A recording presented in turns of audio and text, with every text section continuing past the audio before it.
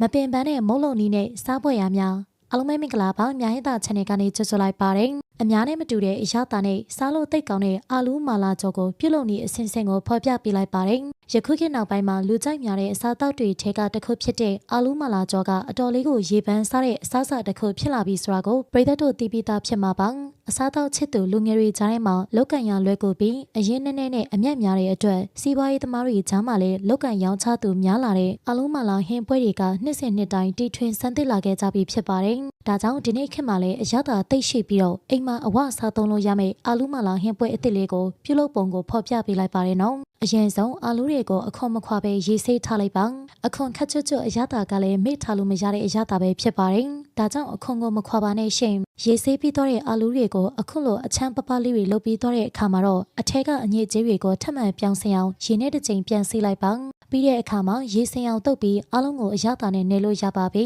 ငရုတ်သီးမှုတ်မာလာမှုတ်နဲ့ငါးမျိုးဆက်အရသာမှုတ်စာဟင်းချိုမှုတ်တို့ကိုထည့်ပြီးရင်အားလုံးကိုစီလေးအနှဲငယ်ထည့်ပြီးနေလိုက်ရုံပါပဲပြီးတော့တဲ့အခါမှာတော့အခုလိုပုံလေးရလာရင်မီအေးအေးနဲ့ကြော်လို့ရပြီပဲဖြစ်ပါတယ်ဒါဆိုရင်တော့အခုလိုကျွတ်ရပြီးအရသာရှိတဲ့အာလူးမာလာအပြားကြီးကြော်ကိုရပြီပဲဖြစ်ပါတယ်ရှင်ဘိတ်ချင်တဲ့တိတ်စားလို့ကောင်းပြီးလိုက်ဖက်မိတ်ကျုပ်မုံလာဦးနီပေါင်းကျုပ်ဆိုတော့အိမ်တိုင်းမှာမရှိမဖြစ်တဲ့ဟင်းတစ်မျိုးပဲဖြစ်ပါတယ်။အရသာရှိပြီးလောက်ကန်ရလဲလွယ်ကူသလိုအာဟာရလည်းရှိလို့လူအများရဲ့အကြိုက်ကိုအမြဲရရှိနေတဲ့ကျုပ်တွေကိုဒီအတိုင်းပဲကြော်ပြုတ်စားချီစားသုံးရတာပြင်းဖို့ကောင်းလာတဲ့အချိန်မှာအခုဖော်ပြတဲ့ဤအတိုင်းလှုပ်စားကြည့်ပါ။စီကုံလဲတက်တာပြီးတော့ကျမရည်နဲ့လည်းညီညွတ်လွန်းလို့အများနဲ့လှုပ်စားရင်လည်းစိုးကျိုးလုံးဝမရှိမဲ့ဟင်းတစ်ခွက်ပဲဖြစ်ပါတယ်။ကျုပ်တွေကိုမကင်ခင်မှာအရင်ဆုံးဒီဟင်းပွဲရဲ့အဓိကအသက်ဖြစ်တဲ့မုံလာဥနီတွေကိုကင်ရမှာပဲဖြစ်ပါတယ်။မုံလာဥနီတွေကိုစပင်မွှေးလိုအချောင်းချောင်းလေးတွေဖြစ်အောင်ပြုတ်လုပ်ပြီးရင်တော့အရင်ဆုံးစားအနှဲငယ်ထက်ကပြုတ်လိုက်ပါ10မိနစ်လောက်ရင်နွေးဆူဆူထဲမှာထည့်ဖြော်ပြီးသွားပြီဆိုရင်တော့စပြီးပေါင်းဖို့ပြုတ်လုပ်လို့ရပါပြီ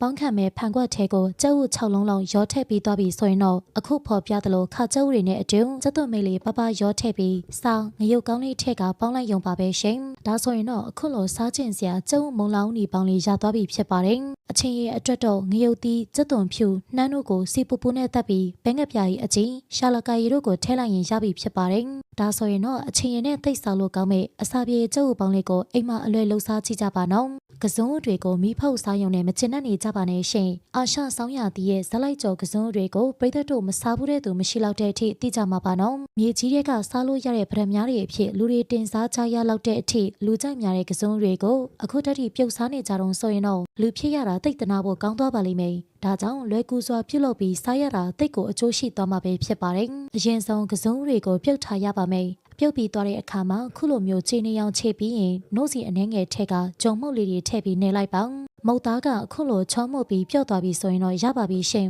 နောက်ထပ်အနေနဲ့အစာတုပ်ဖို့အတွက်ကစုံနဲ့ပိန်းဦးတို့ကိုရောပြီးနေလိုက်ပါနော်မုတ်သားချေသွားတဲ့အခါမှာတော့ဒေဝလေးကိုထည့်ပြီးမီအေးလေးနဲ့လှိမ့်နေလိုက်ပါပြီးတော့ရင်တော့အခုလိုအလုံးလေးလုပ်ပြီးစောနာကပြုတ်လုပ်ထားတဲ့မုတ်သားလေးကိုထည့်လုံးလို့ရပါပြီနော်ဒါဆိုရင်တော့ပုံစံခွက်တွေထည့်လိုက်ရင်အခုလိုစားကျင်စရာကောင်းတဲ့ကစုံမုတ်ရပြီပဲဖြစ်ပါတယ်လွယ်ကူရုပ်ရှင်ဟင်းလျာတွေအတွက်ကျမတို့ရဲ့ page ကို like and follow လုပ်ပြီးအားပေးခဲ့ပါအောင်ရှင်အားလုံးကိုကျေးဇူးတင်ပါတယ်နေ့ရက်တိုင်းအတွက်ပျော်ရွှင်ပါစေ